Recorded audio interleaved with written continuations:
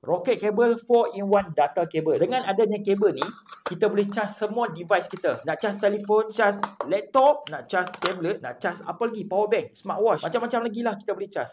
Dalam dia kita akan dapat dia punya kabel lah. Dan panjang kabel dia adalah 1.8 meter. Agak panjang juga.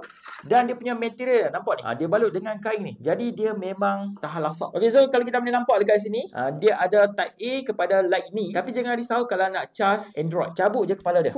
Boleh charge Android. Kalau nak dapatkan super fast charging, hampa kena guna Type C punya. Type C kepada Type C boleh dapat super fast charging. Boleh charge dengan cepat sebab dia punya kabel support 240 watt.